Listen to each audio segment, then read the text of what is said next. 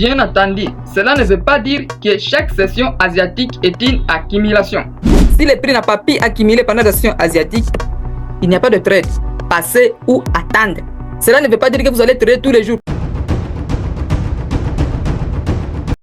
Dans cette vidéo, je vous partage gratuitement une stratégie de scalping à copier-coller avec des résultats incroyables.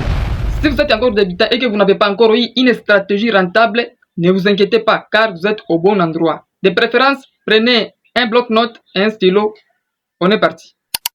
Salut tout le monde, j'espère que vous allez bien. Si c'est la première fois que vous passez ici, moi c'est Constant Trading. Sur cette chaîne, je vous partage toutes les meilleures astuces qui vous permettront de construire votre fortune grâce au trading. Si la thématique vous intéresse, n'hésitez pas à vous abonner et d'activer la cloche de notification pour être au courant de toutes mes nouvelles vidéos. N'hésitez pas aussi à nous rejoindre dans notre canal Telegram. Le lien se trouve dans le premier commentaire de cette vidéo. Eh bien, nous passons directement aux fondamentaux qui constituent cette stratégie de scalping efficace. Et nous verrons les exemples concrets juste après. Cette stratégie est composée de 5 étapes extrêmement simples. Telles que vous le savez, la simplicité est la clé du succès en trading. C'est pourquoi restez attentifs et prenez des notes. Alors on y va. La première étape est de déterminer la direction générale du prix. C'est extrêmement important. Autrement dit, appelé dans le monde de trading le biais de lit. Comment déterminer un biais de lit? Je vous dirai juste après. Ne vous inquiétez pas du tout. Très bien. La deuxième étape est de déterminer une accumulation. C'est-à-dire repérer une accumulation dans l'unité de temps M15. Appelé aussi dans le monde de trading range. Alors, c'est quoi une accumulation dans le monde de trading? C'est lorsque le prix effectue des pics et de crêts qui sont au même niveau. C'est-à-dire le prix fait marquer le pas sur place. Et dans notre cas, nous allons uniquement prendre et considérer l'accumulation de la session asiatique. Bien entendu, lorsque le prix effectue de pics et de crêts qui sont parallèlement au même niveau. Si votre session asiatique n'a pas pu former une accumulation, c'est-à-dire ce n'est pas un range ou une accumulation. Bien entendu, cela ne veut pas dire que chaque session asiatique est une accumulation, car ce n'est pas toutes les paires qui accumulent pendant la session asiatique. Dans notre cas, nous allons prendre uniquement la livre sterling XX, l'euro XX et le CHF XX. Voilà les paires que nous allons considérer qui accumulent souvent pendant la session asiatique. Maintenant, après avoir mis en évidence notre accumulation ou range dans l'unité de temps M15, nous passons directement à la troisième étape qui est d'attendre la manipulation. Et cette manipulation doit être corrélée en suivant notre order flow journalier, notre direction journalière. Voilà. Qu'est-ce que cela veut dire tout simplement? Je m'explique. Si notre order flow est bullish, nous allons attendre une manipulation du bas du range. Et si notre order flow est bearish, nous allons attendre une manipulation du haut du range. Tout simplement et non le contraire. Car l'order flow est le moteur de tout. Si vous connaissez l'order flow actuel, c'est-à-dire si vous identifiez votre direction générale du prix, je vous assure que vous avez 90% de probabilité que votre trade puisse bien se passer. Ne vous inquiétez pas du tout car je vous dirai juste après comment bien déterminer votre biais de lit. C'est très simple. Maintenant, après la manipulation du range en accord avec notre order flow, nous passons directement à la quatrième étape qui est l'identification d'un order block valide en H1. Bien entendu, order block valide en H1, c'est-à-dire chaque bougie équivaut à 1 heure du temps. Alors, c'est quoi un order block? Je crois avoir fait cette vidéo, mais je vous explique rapidement pour avoir une idée. Un order block, je ne peux pas vous donner de longues définitions pour vous troubler. Nous partons directement avec la simplicité. Un order block, c'est le dernier sell avant le buy pour un order flow bullish ou une structure bullish, bien entendu, et vice versa pour une structure baissière. Voilà. Maintenant, notre quatrième point est de déterminer un order block valide. Il y a valide qui s'ajoute à la fin. C'est quoi un order block valide? C'est lorsque les algos cherchent d'abord une contrepartie avant de repartir dans le sens du marché. Comme ceci. Voilà un order block valide. Tout simplement, ne cherchez pas à vous compliquer la tâche, ne cherchez pas vraiment à vous casser la tête.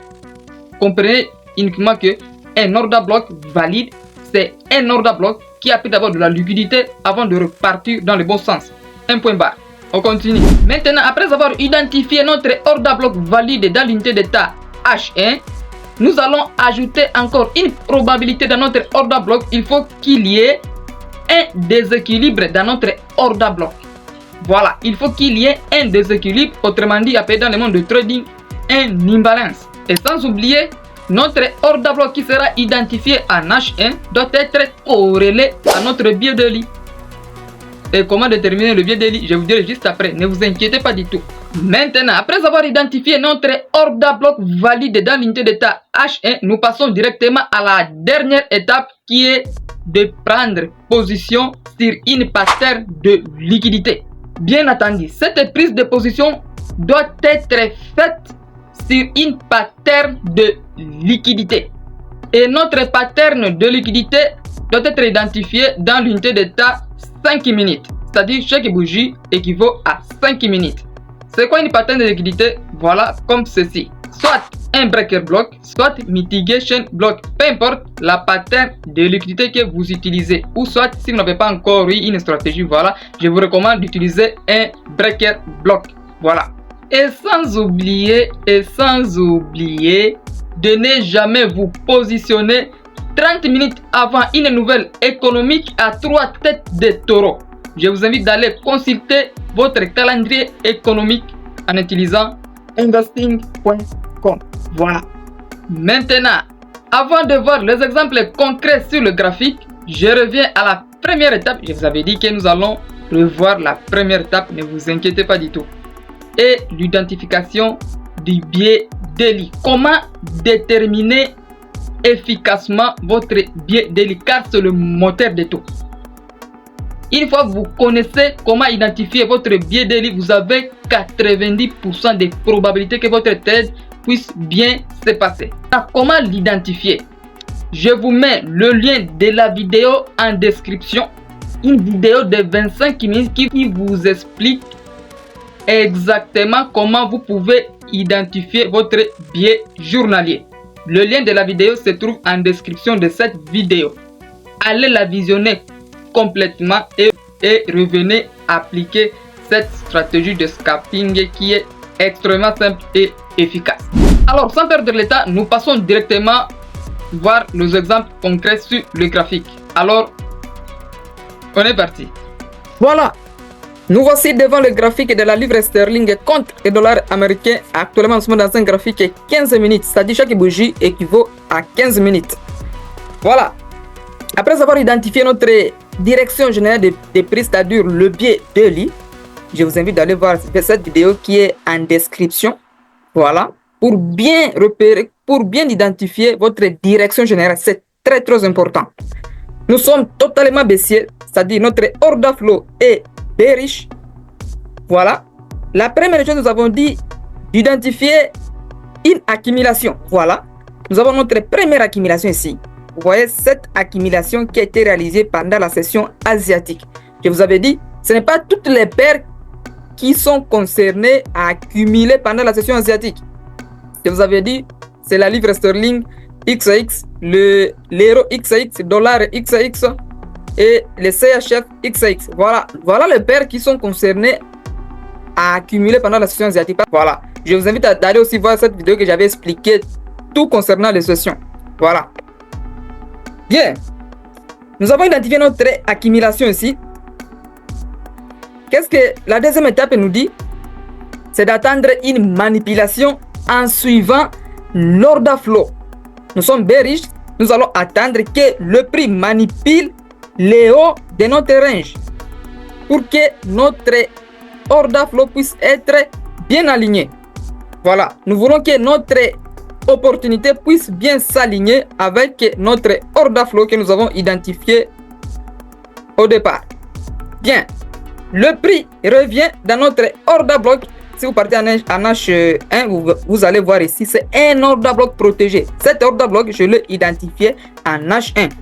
Et le prix intègre ma zone d'intérêt en H1. après avoir pris cette liquidité qui se trouvait en haut de cette session asiatique, c'est-à-dire le prix récupère la liquidité de l'Asian High, il intègre ma zone d'intérêt en H1. Voilà. Et qu'est-ce qui nous reste? C'est d'attendre une pattern de liquidité à ce niveau-là. Nous allons partir en M5 pour rechercher une pattern de liquidité. Allons-y ensemble en M5. Voilà, nous voici en M5. Le prix a intégré notre zone d'intérêt que nous avons identifiée en H1. Qu'est-ce qui nous reste? C'est juste de repérer une pattern de liquidité d'entrée, c'est-à-dire nous voulons nous positionner. Et tel que vous le savez, s'il n'y a pas une prise de liquidité, n'espérez absolument à rien. Ne vous attendez à un retour d'order flow. Ne vous attendez pas à un retour d'order flow. Parce qu'il n'y a pas une prise de liquidité. Et quelle est la pattern de liquidité à ce niveau-là? Qu'est-ce que vous pouvez le voir? Le prix récupère toutes ces liquidités-là. Voilà. Et il casse le dernier plus bas à ce niveau-là. Voilà. Un point bas. Donc ici, si vous n'êtes pas stratégique, vraiment, c'était difficile de se positionner à ce niveau-là. Parce que le prix part avec un fort momentum baissier là. Donc ici, c'est après avoir cassé ce niveau-là et vous positionnez directement. Mais le prix est retracé avec une mèche à ce niveau-là. Voilà, les stop loss au dernier plus haut là.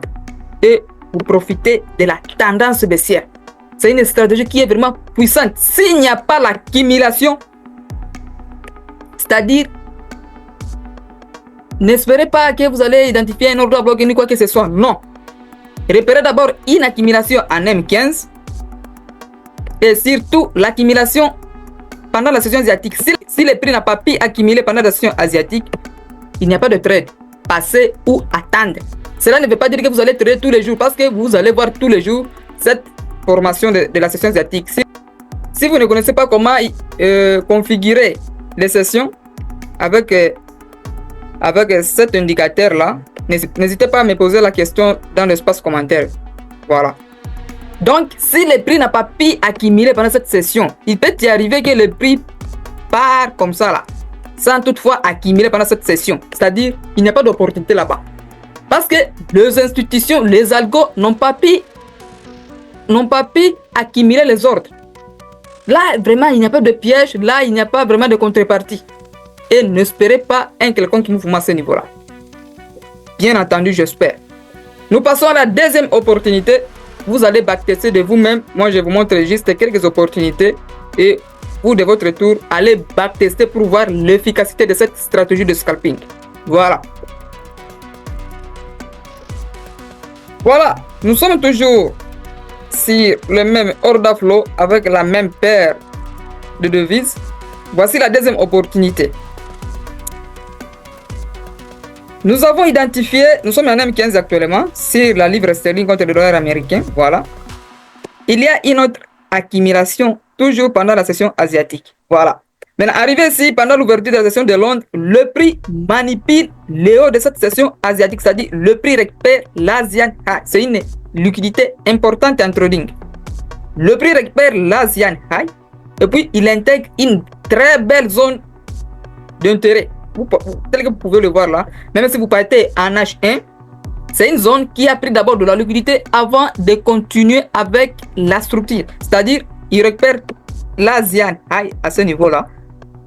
Vous voyez là, c'est une zone qui est vraiment protégée. Les zones comme ça là, parce que ici, qu'est-ce que cela veut dire tout simplement? Une zone protégée, c'est-à-dire les algos achètent d'abord avant de vendre.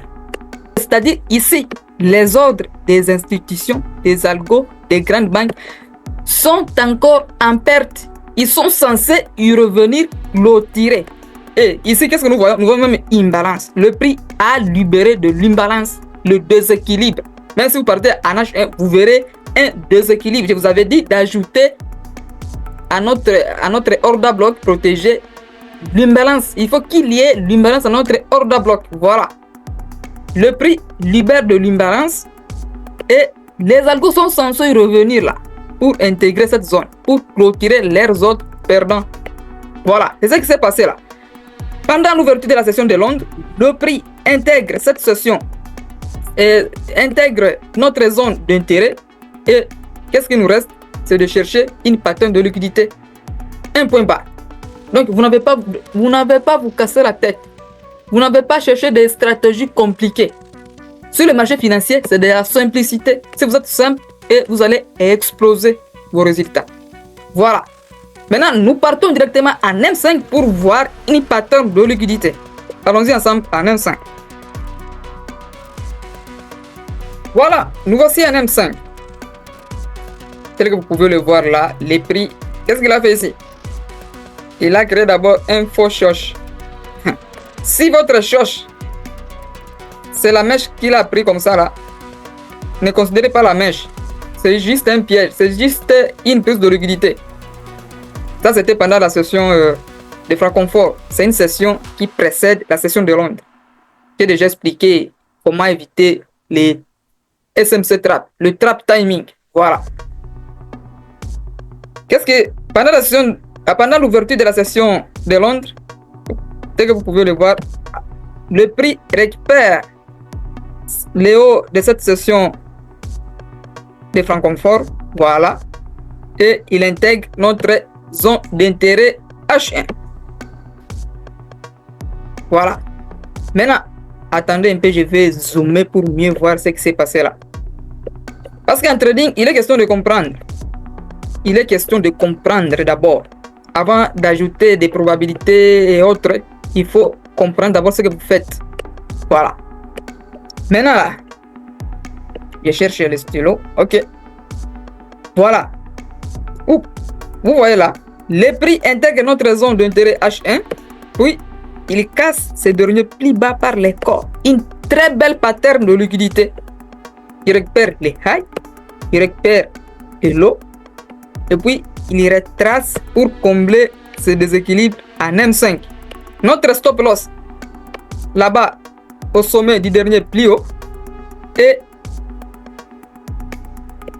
notre entrée, nous allons placer notre ordre limite à cette imbalance-là. Donc, je vous avais dit, vous pouvez faire des retracements de Fibonacci. Voilà. Vous pouvez faire votre entrée au 50%. Donc, en trading, combinez les concepts importants. Parce que sur cette chaîne, je vous partage les concepts qui marchent. Il ne faut pas utiliser un seul concept. C'est contre-indiqué. Prenez les concepts le plus important et imbriquez dans votre stratégie. C'est très important. Voilà. Et vous profitez de toute cette baisse qui a été réalisée là.